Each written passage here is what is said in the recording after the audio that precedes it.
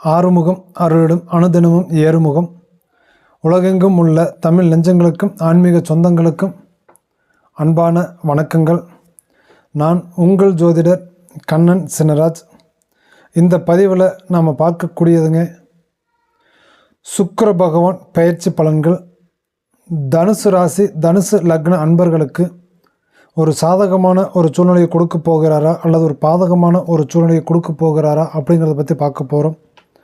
அப்படி பார்க்கும்போது நம்மளுடைய சேனலை முதலாக பார்க்கக்கூடியவங்களாக இருந்தீங்க அப்படின்னா சப்ஸ்கிரைப் பண்ணுங்கள், பெல் பட்டனை அழுத்துங்க, ஆல் ஆப்ஷனை கொடுங்க. இந்த சுக்கிர பகவான் பெயர்ச்சி அப்படிங்கிறது எந்த தேதியிலிருந்து எந்த தேதி வரைக்கும் நடக்கும் அப்படின்னு சொல்லி பார்த்தோம் அப்படின்னா, விஸ்வாவசு வருடம் தை மாதம் 22ஆம் தேதி வியாழக்கிழமை 5/2/2026 அன்று மகர ராசியில் இருந்து கும்ப ராசிக்கு பயிற்சியாக போகிறாருங்க. சரிங்களா?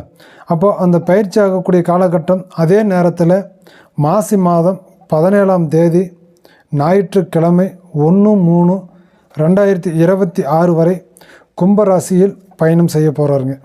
சரிங்களா? அப்படி இந்த கும்பராசியில் பயணம் செய்யும் இந்த ஒரு காலகட்டத்தில் தை மாதத்தில் ஒரு 8 நாள் மகர ராசியிலும், மாசி மாதத்தில் ஒரு 17 நாட்கள் கும்பராசியிலும் இந்த சுக்கிர பகவான் சஞ்சாரம் பயணம் செய்ய போகிறாருங்க. அப்படி செய்யும் காலகட்டத்தில் தனுசு ராசி தனுசு லக்ன அன்பர்களுக்கு சாதகமாக பாதகமாக அப்படிங்கிறத இப்போ பார்க்கலாம். அப்படி பார்க்கும்போது தனுசு ராசி அப்படின்னாங்க, மூல நட்சத்திரம் 1, 2, 3, 4 பாதமும், பூராட நட்சத்திரம் 1, 2, 3, 4 பாதமும், உத்திராட நட்சத்திரம் 1ஆம் பாதமும் சேர்ந்தது தாங்க இந்த தனுசு ராசி. இந்த தனுசு ராசிக்கு அதிபதி அப்படின்னு சொல்லி பார்த்தோம் அப்படின்னா குரு பகவான். அதே குரு பகவான் வந்து பார்த்தீங்கன்னா மீனராசிக்கும் அதிபதி. அப்போது 1க்கும் 4க்கும் அதிபதியானவர் தான் இந்த குரு பகவானுங்க. சரிங்களா?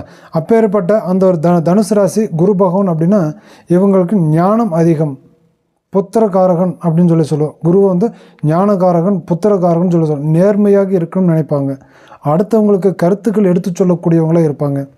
சரிங்களா? அப்பேற்பட்ட ஒரு தனுசு ராசிக்காரர்களுக்கு முதல் 8 நாட்கள் மகர ராசியில் நின்று சுக்கிர பகவான் சஞ்சாரம் செய்யும் காலம் சாதகமாக பாதகமாக அப்படின்னு சொல்லி பார்த்தோம் அப்படின்னா, அந்த 2ஆம் இடத்தில் இருக்கக்கூடிய சுக்கிர பகவான் லக்ஷ்மி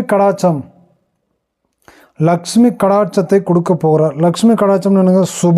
சுபம்னு என்ன சொல்லுவோம்? நன்மை, நல்லது, நல்லா இருப்பீங்க, நல்லதே நடக்கும் அப்படிங்கிறதான சுபம். அப்போது லக்ஷ்மி கடாட்சம்னா கலைமுகத்தோடு இருக்கிறது, காசு பணத்தோடு இருக்கிறது, சந்தோஷத்தோடு இருக்கிறது.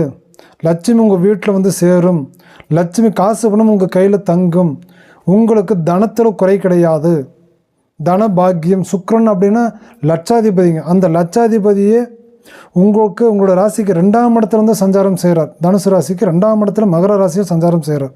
அப்போது தனுசு ராசிக்கு 6ஆம் இடமான ருணரோக சத்ருஸ்தானத்துக்கு அதிபதியான சுக்கிர பகவான், தனுசு ராசிக்கு 11ஆம் இடமான லாபஸ்தானத்துக்கு அதிபதியான சுக்கிர பகவான் தனஸ்தானத்தில் வந்து உட்காரும்போது லட்சாதிபதி கிரகம் உங்கள் கையில் லக்ஷ்மி கடாச்சாரத்தோட காசு பணம் விளையாடும், தனம் தங்கும், தர்தின்வாளி போக்கும், நன்மைகள் நடக்கும், நல்லா இருப்பீங்க, நீங்கள் 2 பேர்த்துக்கு கடன் கொடுக்குற அளவுக்கு வளருவீங்க அப்படிங்கிற அளவுக்கு இருக்குது. சுக்கிர பகவான் தை மாதத்தில் கடைசி ஒரு 8 நாட்கள் மட்டும் அந்த 2ஆம் இடத்துல சஞ்சாரம் செய்யும் காலகட்டம் 100க்கு 100% உங்களுக்கு சாதகம். 1% கூட பாதகமான ஒரு சூழ்நிலையை கொடுக்க போகிறார் அப்படிங்கிறத பற்றி இந்த இடத்துல இடமில்லை. சரிங்களா? தனுசு ராசி அன்பர்கள் சந்தோஷமாக இருக்கலாம். சரிங்களா? அப்போ அதுக்கு அடுத்தபடியாக கும்பராசிக்கு போனதுக்கப்புறம் மாசி மாதத்தில் 17 நாட்கள் கும்பராசியில் பயணம் செய்ய போகிறார். அப்போ அந்த காலகட்டம் எப்படி இருக்கும் அப்படின்னு சொல்லி பார்த்தோம்னா, செல்வம் வந்து சேரும், சௌபாகியங்கள் கொடுக்கும். செல்வம் அப்படின்னுட்டாவே என்ன ஆகி போச்சுங்க? எல்லாம் சகலமும் வந்து சேர்ந்துடும். நீங்கள் தாங்க கோடீஸ்வரர், நீங்கள் தாங்க லட்சாதிபதி, நீங்கள் தாங்க மிகப்பெரிய ஒரு ஆளுமை திறன் கொண்டவர் அப்படிங்கிற அளவுக்கு நீங்கள் வளர்ந்துடலாம். உங்களை பார்த்து எல்லாருமே கையெடுத்து வணங்கக்கூடிய அளவில், உங்கள்கிட்ட கை நீட்டி காசு பணம் கேட்கக்கூடிய அளவில் ஒரு நல்ல ஒரு முன்னேற்றத்தை கொடுக்கக்கூடிய ஒரு தருணம் தான் இந்த தருணம், இந்த 25 நாட்கள் அப்படிங்கிறது, இந்த சுக்கிர பகவானுடைய பயிற்சி 25 நாட்கள் அப்படிங்கிறது உங்களுக்கு மிகப்பெரிய ராஜயோகத்தை கொடுக்கக்கூடிய ஒரு காலகட்டமாக இந்த ஒரு காலகட்டம் அப்படிங்கிறது தனுசு ராசி அன்பர்களுக்கு அமைஞ்சிருக்குதுங்க. சரிங்களா? அப்போது இந்த சுக்கிர பகவான் அப்படிங்கிறது வந்து பார்க்கும் 3ஆம் இடத்தில் நிற்கும்போது செல்வத்தை கொடுக்குறாருன்னா அந்த என்னென்ன செல்வங்கள், புத்திர பாக்கியங்கள் இல்லாதவங்களுக்கு புத்திர செல்வத்தை கொடுக்கலாம், பண ரீதியில் பிரச்சனை இருக்கக்கூடியவங்களுக்கு பணம் அந்த செல்வத்தை கொடுக்கலாம், மண்மனை வீடு வாசல் அப்படிங்கிறது வந்து பார்க்கும்போது குறையாக இருக்கக்கூடியவங்களுக்கு அதனுடைய செல்வத்தை கொடுக்கலாம். இது போல் அத்தனை விதமான செல்வத்தையும் கொடுக்கக்கூடிய யோக பலம் இந்த ஒரு காலகட்டத்தில் தனுசு ராசி தனுசு லக்ன அன்பர்களுக்கு அமைஞ்சிருக்குதுங்க. அப்போ நீங்கள் அதை சரியான ஒரு வகையில் பயன்படுத்தினீங்க அப்படின்னா உங்களுக்கு தாங்க சாதகம். உங்களோட ஜாதகம், உங்களுடைய சுய ஜாதகம் அப்படிங்கிறது உங்களுக்கு சாதகமாக இருந்துட்டால் இப்போ நம்ம சொன்ன விஷயத்தில் ஒன்று கூட மாறாதுங்க. உங்களுக்கு அத்தனை விஷயமே உங்களுக்கு வந்து பக்காவாக பர்ஃபெக்டாக வந்து பார்க்கும்போது நடக்கும். அதில் எந்த ஒரு மாற்று கருத்துமே கிடையாது. உங்களோட சுய ஜாதகத்தில் தடையாக இருந்தால் அதுக்கு இந்த கோச்சார பலன் அப்படிங்கிறது உங்களுக்கு வந்து பார்க்கும்போது பெரிய ஒரு பாதிப்பை ஒன்று ஏற்படுத்தக்கூடிய அளவுக்கு இந்த இடத்துல கிடையாது. சரிங்களா?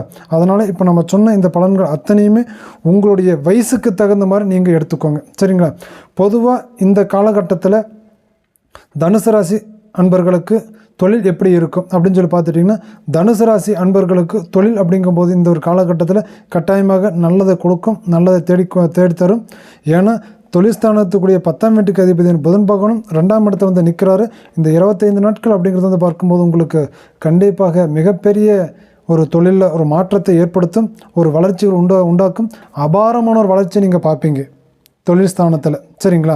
தொழில் ரீதியில். அதுக்கு அடுத்தபடியாக வந்து பார்த்துட்டிங்க அப்படின்னா தனுசு ராசி அன்பர்களுக்கு திருமண யோக பாக்கியங்கள் அப்படிங்கிறது எப்படிங்க இருக்கும் அப்படின்னு சொல்லி பார்த்தீங்கன்னா, உங்களுக்கு திருமண யோகத்திலிருந்து பிறகு எந்த விதமான ஒரு கட்டுப்பாடுகளும் ஒரு தடைகளும் கண்டிப்பாக உங்களுக்கு இல்லைங்க. உங்களுக்கு தடை அப்படின்னு சொல்லி எடுத்துக்கிட்டிங்க அப்படின்னா நீங்கள் உங்களுக்கு நீங்களாகவே ஒரு முட்டுக்கட்டை போட்டுக்கிட்டால் மட்டும்தான் உண்டே தவிர மற்ற எந்த விதத்திலுமே அந்த முட்டுக்கட்டைகள் போடக்கூடிய அளவுக்கு உங்களை முடக்கப்படுத்தக்கூடிய அளவுக்கு இந்த இடத்துல வாய்ப்புகள் கண்டிப்பாக கிடையாது. சரிங்களா? ஆக உங்களுக்கு திருமண யோக பாக்கியம் அப்படிங்கிறது உங்களுக்கு நன்மைகளை கொடுக்கும். காதல் திருமணம் செய்யலாமா அப்படின்னு சொல்லி நினச்சிட்டு இருக்கக்கூடிய அன்பர்கள், தனுசு ராசி அன்பர்கள் அன்பர்களுக்கு கட்டாயமாக கடந்த ஒரு வருட காலகட்டத்தில் இருந்து நீங்கள் காதல் திருமணத்துக்கு ரொம்பவுமே எதிர்பார்ப்போடு இருந்திருப்பீங்க. அந்த எதிர்பார்ப்புகள் கண்டிப்பாக உங்களுக்கு பூர்த்தி அடையக்கூடிய ஒரு நேரமாக இந்த நேர காலகட்டம் இருக்கும். சரிங்களா? கண்டிப்பாக நீங்கள் ரிஜிஸ்டர்ட் மேரேஜ் பண்ணக்கூடிய தருணம் இந்த காலகட்டத்தில் இருக்குதுங்க. இந்த தை மாதத்தில் கண்டிப்பாக நீங்கள் திருமண யோகத்தை முடிச்சிருவீங்க, பண்ணக்கூடிய பாக்கியங்கள் இருக்குது. நீங்கள் காதல் திருமணம் அதில் எந்த ஒரு குறைபாடுகளும் கிடையாது. தனுசு லக்ன ராசி அன்பர்களுக்கு கல்வி எப்படி இருக்கும் அப்படின்னா கல்வி இந்த மாதத்தில் கண்டிப்பாக சூப்பராக இருக்குங்க. எந்த மாற்று கருத்தும் கிடையாது. கல்வி சூப்பராக இருக்கும். சரிங்களா? அதில் எதுவும் நீங்கள் பயப்படக்கூடிய அளவுக்கு கிடையாது. அதே போல் இந்த சுக்கிர பகவான் பயிற்சி 25 நாட்கள் அப்படிங்கிறது தனுசு ராசி தனுசு லக்ன அன்பர்களுக்கு இதுதாங்க இந்த யோக பலன்கள். சரிங்களா? இந்த பதிவு அப்படிங்கிறது உங்களுக்கு பிடிச்சிருந்தது அப்படின்னா லைக் பண்ணுங்கள், ஷேர் பண்ணுங்கள், கமெண்டில் சொல்லுங்கள். சரிங்களா? மீண்டும் உங்களை அடுத்த பதிவில் சந்திக்கும் வரை உங்களிடமிருந்து விடைபெறுவது உங்கள் ஜோதிடர் கண்ணன் சினராஜ். நன்றி, வணக்கம்.